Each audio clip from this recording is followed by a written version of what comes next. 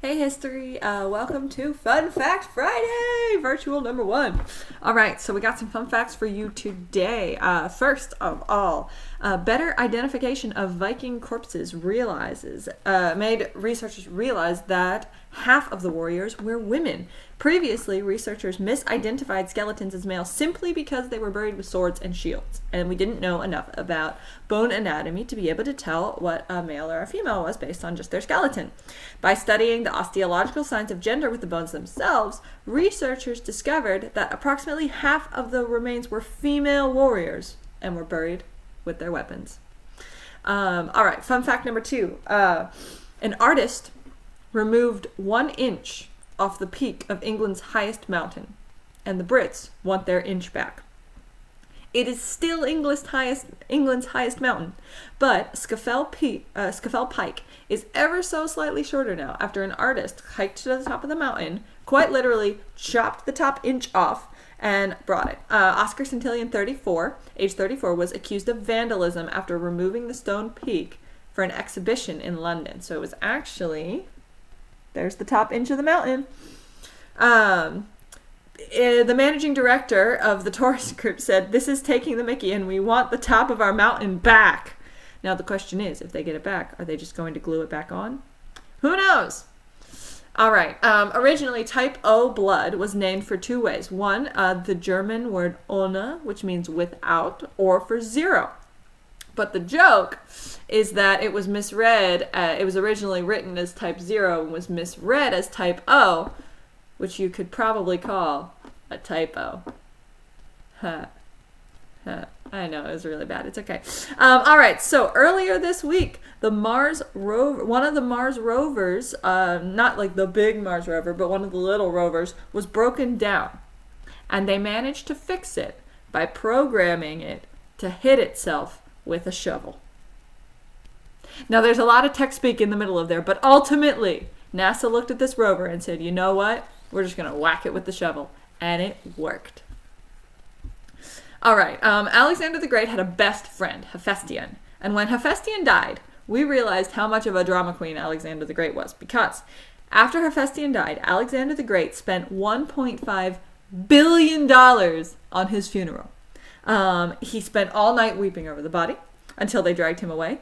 And he took the light that was reserved for the life of the king and extinguished it ceremonially, which he was supposed to wait until he died, and then somebody would ceremonially extinguish it for him.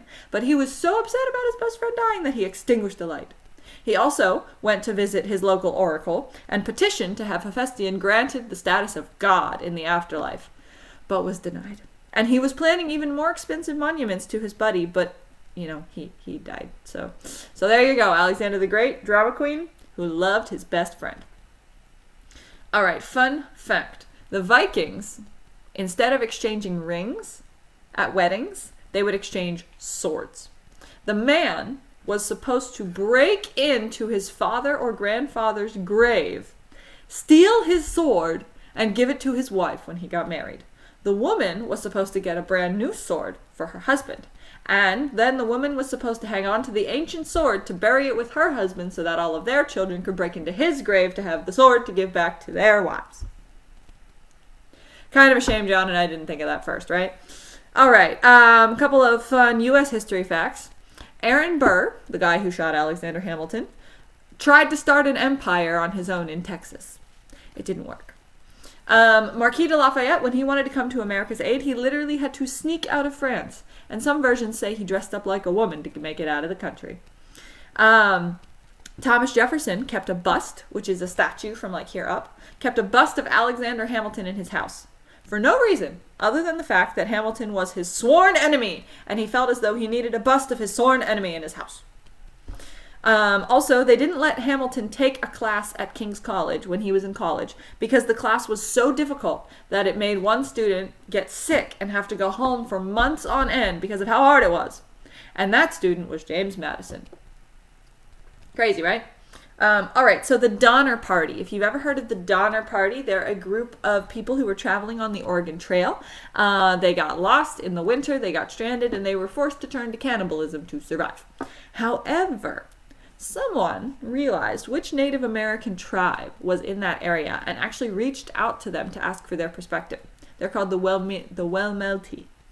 And their oral history, because they didn't write it down, but their traditional history says that there were starving strangers who were camped in an area that was very unsuitable for that time of year.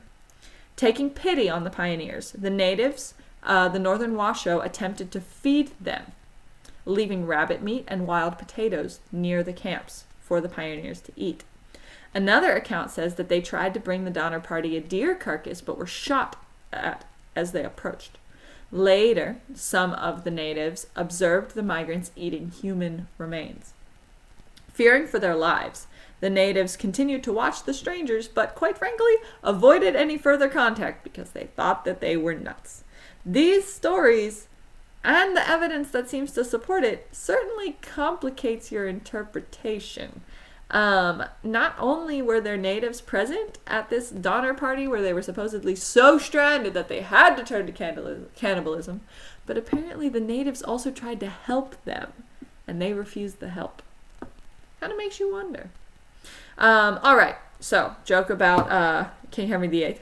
If you're ever having problems with a boy, at least remember that he didn't convert his entire country to a new religion and get excommunicated by the Pope just in order to break up with you. Now, fun fact, there was this guy named Ashlesis,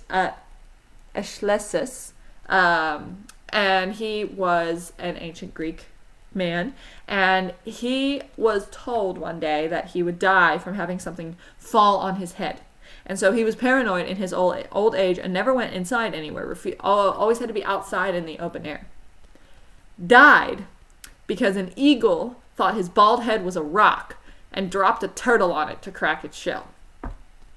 So he stayed outside to avoid things falling on his head, and an eagle dropped a turtle on his head because he thought it was a rock. And then our last fun fact for today, 32 years after Aaron Burr killed Alexander Hamilton in a duel, Burr's second wife at the time left him. Her divorce attorney was Alexander Hamilton Jr. And that has been your Fun Fact Friday, y'all. I hope you have a really awesome weekend. It's good to see you. I miss you guys. I'm praying for you guys. You guys are awesome, okay? So keep keeping up with things. Contact me if you have any questions. Bye.